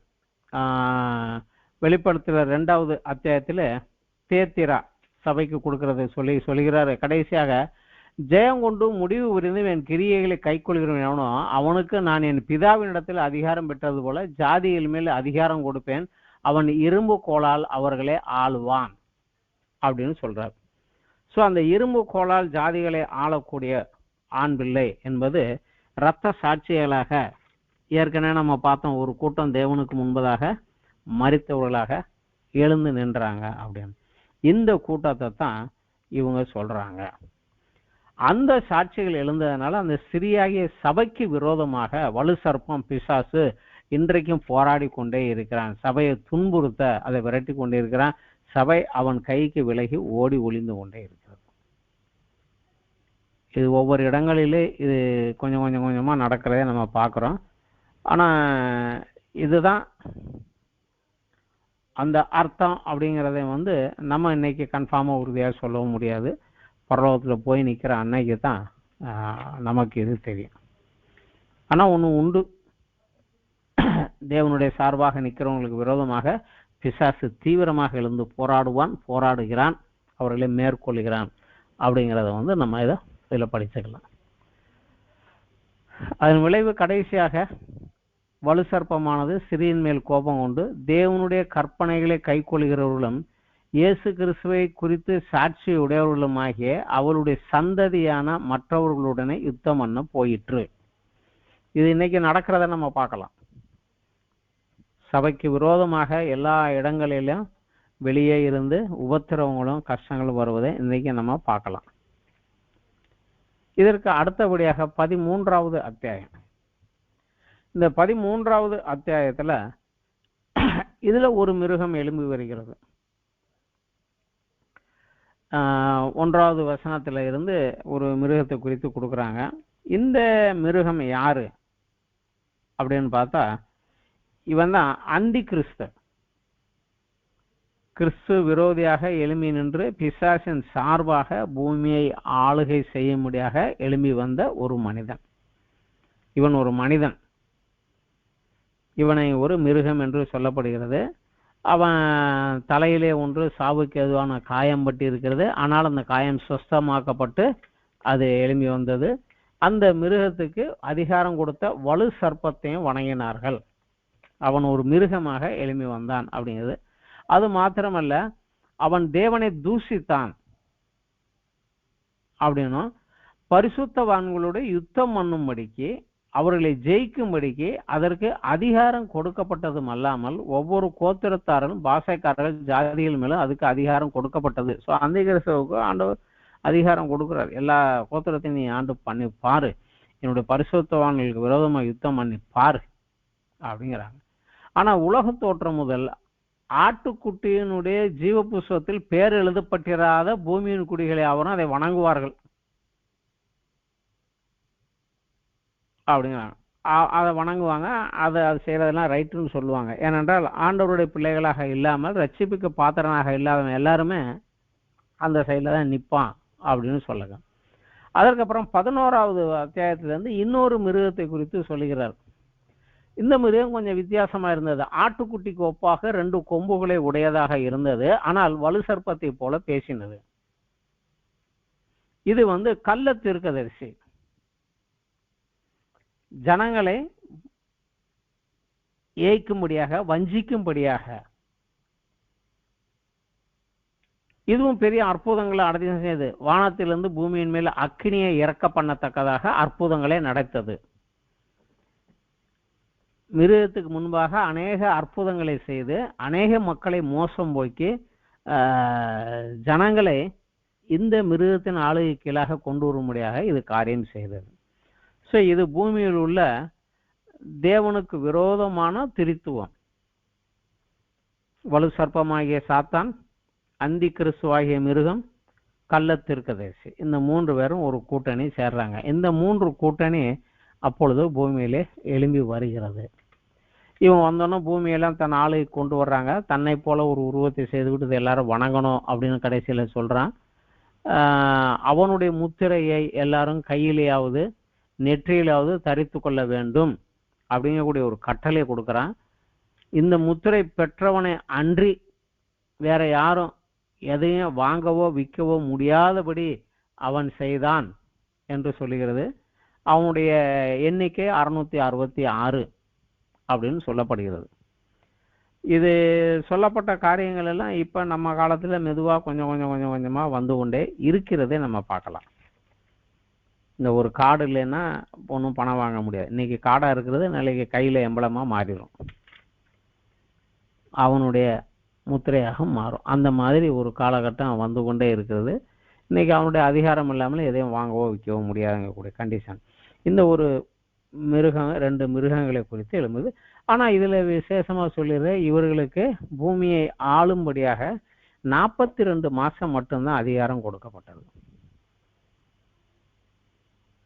நித்தியதுக்கல்ல, only 42 months, அதாவது 3.5 வருடங்கள் மட்டுமே பூமியை ஆளுகை செய்யும்படியாக, பரிசுத்தவான்களுக்கு விரோதமாக எழும்பும்படியாக அதற்கு அதிகாரம் 3.5 வருடங்கள் மட்டுமே கொடுக்கப்பட்டது அப்படின்னு வேதம் சொல்லுகிறது.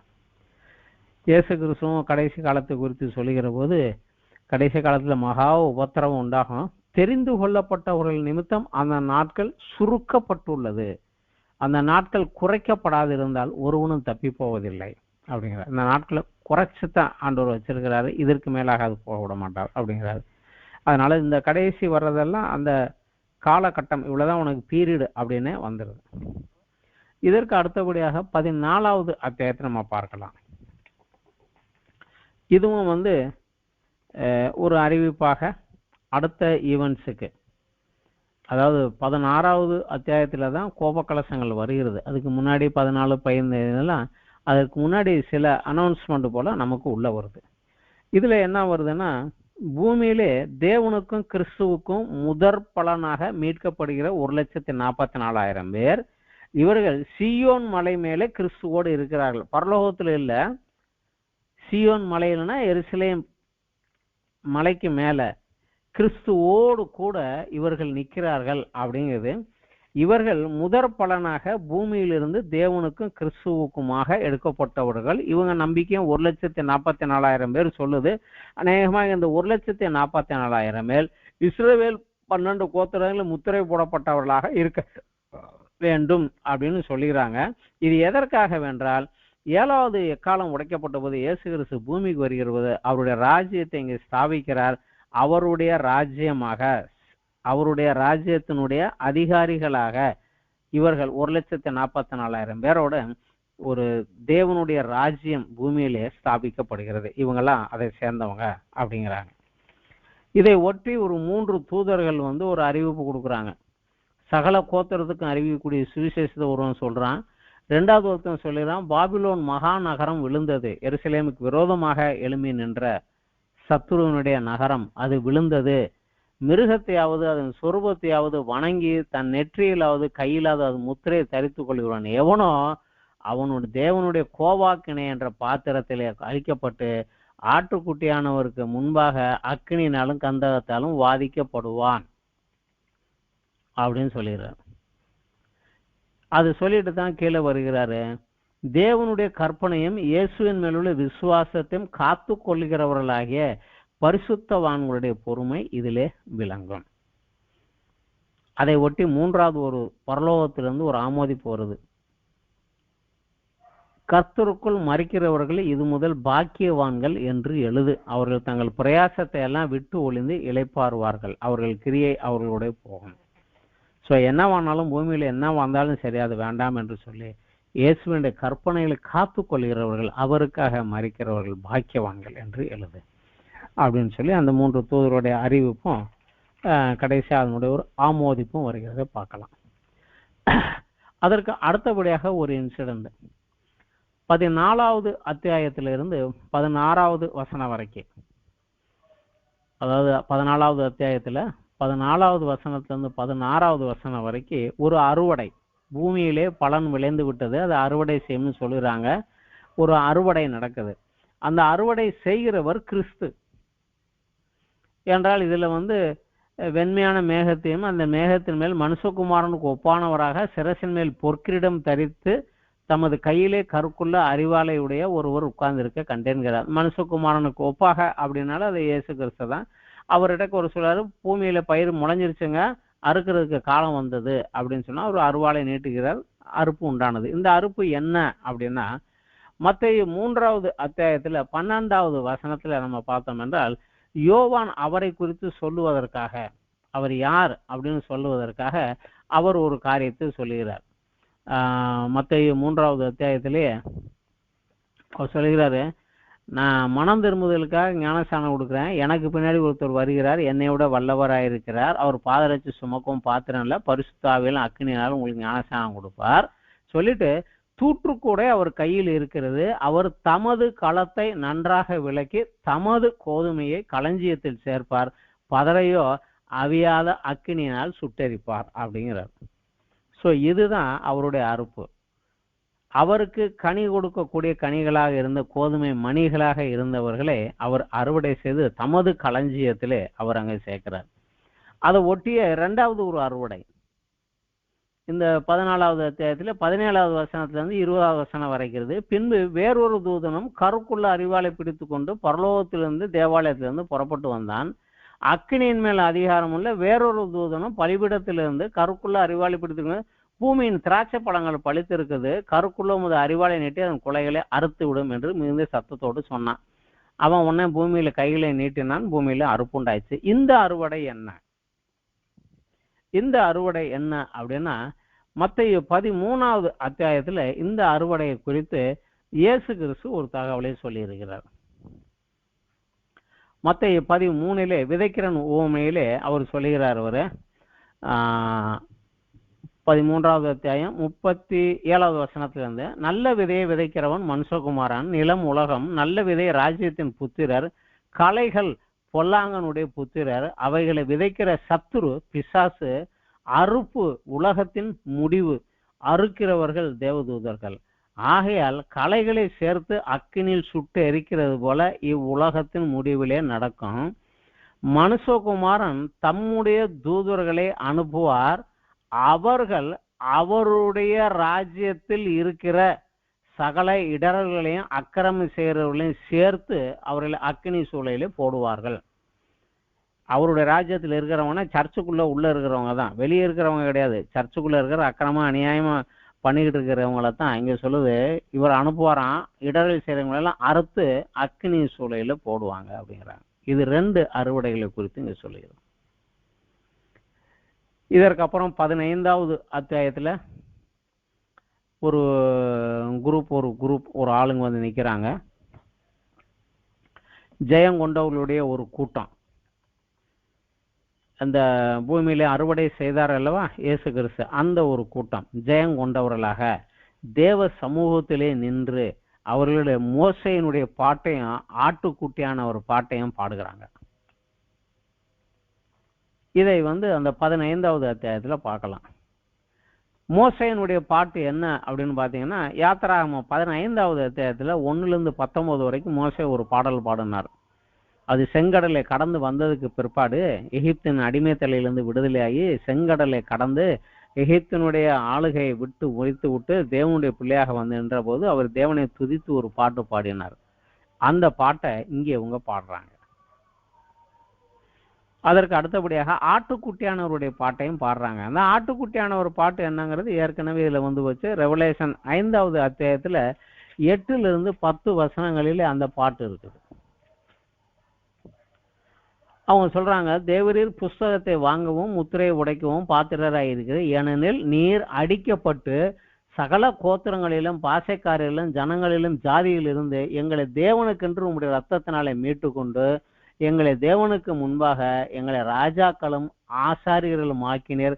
நாங்கள் பூமியிலே அரசாளுவோம் என்று புதிய பாட்டை பாடினார்கள். இதுதான் ஆட்டுக்குட்டியானவருடைய பாட்டு. இது முடிந்த உடனடியாக 15வது அத்தியாயத்துல 1வது வசனமும் 5 to 8வது வசனமும் 7 வாதைகளுடைய 7 தூதர்கள் தங்களை ஆயத்தப்படுத்துகிறார்கள். 7 வாதைகளை பூமியில் ஊற்றுவதற்கு தங்களை ஆயத்தப்படுத்துகிறார்கள். இதை வந்து அதுல பார்க்கலாம். அப்புறம் 16வது அத்தியாயத்துல 7 வாதைகள் பூமியில ஊற்றப்படுகிறது. அதன் விளைவு என்ன அப்படிங்கிறதான் 1வது வசனத்திலிருந்து 21வது வசனம் வரைக்கும் இதுல சொல்லப்படுகிறது. அதன் விளைவாக பூமியில என்னென்ன ஆனது அப்படின்னு இந்த அதனுடைய கோப கலசங்கள் ஊற்றப்பட்டதன் விளைவாக பூமியிலே இருக்கிறவர்கள் மேலாக என்னென்ன வாதைகள் வந்தது அது விவரமா வருது. அதுல விசேஷமாக படிக்க வேண்டியது 6வது தூதன் தம் கலசத்தை ஐப்ராத் என்னும் நதியின் மேல் ஊற்றினான். அப்பொழுது சூரியன் உதிக்கும் திசையிலிருந்து ஒரு ராஜாக்களுக்கு வழி உண்டாகும்படி அந்த நதியின் தண்ணீர் வற்றி போயிற்று. அப்போது வலு சர்ப்பத்தின் வாயிலும் மிருகத்தின் வாயிலும் கள்ளத்திற்கேசன் வாயிலும் தவளைகளுக்கு ஒப்பான 3 அசுத்த ஆவிகள் புறப்பட்டு வர கண்டேன். அவைகளை அற்புதங்களை செய்கிற பிசாசுகளின் ஆவிகள். அவைகள் பூலோகம் எங்கும் உள்ள ராஜாக்களை சர்வ வல்லமையுடைய தேவனுடைய மகா நாளில் நடக்கும் யுத்தத்திற்கு கூட்டி சேர்க்கும்படி புறப்பட்டு வருகிறது. சோ இதுல சொல்லப்பட்ட இந்த காரியமும் இதற்கு முன்னாடி எக்காலம் 6வது 9வது அத்தியாயத்துல 6வது தூதன் எக்காலம் ஊதுகிற 6வது தூதன் எக்காலம் போது உண்டானதும் இதுவும் ஒரே நியூஸ் தான். அவன் ஊற்றுனா நதியிலே அந்த நதி அண்டை இருந்த 4 தூதர்கள் அவிழ்த்து விடப்பட்டார்கள். அவர்கள் 1 வருஷம் 1 மாசம் 1 நாள் 1 மணி யுத்தத்திற்கு ஆயத்தமாக வைக்கப்பட்டிருந்தவர்கள். ஒரு பெரிய சேனையாக எழுந்து யுத்தத்துக்கு வந்தாங்கன்னு அங்க இருக்குது. இதுலயும் அதுதான் இருக்கு. ஸோ இதுல ஒரு சில காரியங்கள் வந்து என்னவான்றதுன்னா 6வது அத்தியாயம் 12வது வசனத்துல 6வது முத்திரை உடைக்க போகும்போதும் 8வது வசனம் 12வது வசனத்தில் உள்ள 4வது எக்காலம் ஓதுவதனுடைய விளைவும் கிட்டத்தட்ட 2 ஒன்று போலதான் இருக்கு. சூரியனும் சந்திரனிலும் பாதிப்பு உண்டானது. அதே போல 9வது அத்தியாயம் 13 உள்ள 6வது தூதன் எக்காலமும் 16வது அத்தியாயம் 12வது வசனத்தில் உள்ள 6வது தூதனுடைய கோப கலசமும் 2 ஒன்றாகத்தான் போகிறது. அதே போல 8வது அத்தியாயம் 1வது வசனத்தில் உள்ள 7ஆம் முத்திரை உடைப்பதும் 11வது அத்தியாயம் 15 உள்ள 7வது எக்காலம் ஊதும் போது நடப்பதும் 16வது வசனம் 17 உள்ள கோப கலசம் ஊற்றுவதனுடைய விளைவுகளும் 3 ஒரே இதாகத்தான் இருக்குது. அதனால இதை என்ன சொல்லுகிறாங்க, ஒன்று முடிஞ்சு ஒன்று முடிஞ்சுன்னு இல்லை, இவைகள் எல்லாம் வெவ்வேறு காலகட்டத்தில் ஆரம்பமாகி ஆனால் ஒன்றோடு ஒன்று இணைந்து கடைசியில் முடிகிற போது 7 எல்லாமே ஒன்றாகவே முடிவடைந்து போனது அப்படின்னு சொல்லுகிறாங்க. இது நம்ம இதில் தீவிரமாக போனால் அதுதான் அந்த செய்தியை இழந்து போயிடுவோம், அதை இழந்து போகாமல். ஆனால் இன்னைக்கு நம்மளை சுற்றி இந்த சம்பவங்கள் எல்லாம் நடக்கிறத பார்க்குறோம். இதில் சொல்லப்பட்ட காரியங்கள் எல்லாம் நம்ம சுற்றி அங்கங்கே கொஞ்சம் கொஞ்சமாக நடந்து கொண்டு ஒரு முடிவை நோக்கி நெருக்கி வருவதை பார்க்கிறோம். விசேஷமாக மிக மோசமான ஒரு யுத்தம் நடைபெற்று கொண்டிருக்கிறது. நம்ம கண்ணாலே நம்ம காலகட்டத்தில் பார்த்து கொண்டிருக்கோம். அது நெருங்கி வருகிறது. இந்த சம்பவங்கள் நிகழும் போது இயேசு கிறிஸ்து நமக்கு சொன்னது ஒன்றே ஒன்று தான். இவைகள் சம்பவிக்கும் போது பாரு, நான் வாசல் அருகே வந்துட்டேன், நீ ஜாக்கிரதையாகிடும். கடைசியாக இப்போ நமக்கு நேரம் இல்லை, ஆனால் எல்லாரும் மெதுவாக படிக்க வேண்டியது கடைசி காலத்தின் போது இயேசு கிறிஸ்து கூறிய ஒரு முக்கியமான ஒரு ஆலோசனை. லூக்கா சுவிசேஷம் 21வது வசனம் 7லிருந்து 36 வரைக்கும். அதுல விசேஷமாக 36வது வசனம் இந்த மாதிரியா சொல்லி அவர் முடிக்கிறார். அவர் கடைசி நாட்களிலே ஆகையால் இனி சம்பவிக்க போகிற இவைகளுக்கு நீங்கள் தப்பி மனுஷகுமாரனுக்கு முன்பாக நிற்க பாத்திரவான்களாக எண்ணப்படுவதற்கு எப்பொழுதும் ஜெபம் பண்ணி விழித்திருங்கள். இது 36வது வசனம். பட் 7வது வசனத்துல இருந்து இப்ப நம்ம படித்த இத்தனையையும் சுருக்கி சாராம்சமாக அங்க சொல்லுகிறார் அவர்.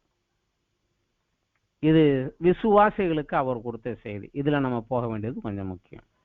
லூக்கா 21வது அத்தியாயம் 7லிருந்து 36 வசனங்கள் மெதுவாக நிதானமா படிச்சு பார்த்தா நம்ம இப்ப நம்மளை இதுக்கு ஆயத்தப்படுத்துவதற்கு, இதுல மாட்டிக்கொள்ளாமல் நம்மளை ஆயத்தப்படுத்துவதற்கு, இயேசுவின் வருகையில் அவர் முன் நிற்பதற்கு, நம்மளை பாத்திரவான்களாக தகுதி ஆக்குவதற்கு என்ன செய்யணும் அப்படிங்கிற ஆலோசனையும் கொடுத்திருக்கிறாரு. அதன்படி கேட்டு நடந்து வளர்ந்து வருவோம். இத்தோடு இந்த வாரத்தினுடைய இந்த பாடம் நிறைவு பெறுகிறது. அடுத்த வாரத்துல 17, 18 2 அத்தியாயங்கள் நம்ம பார்ப்போம்.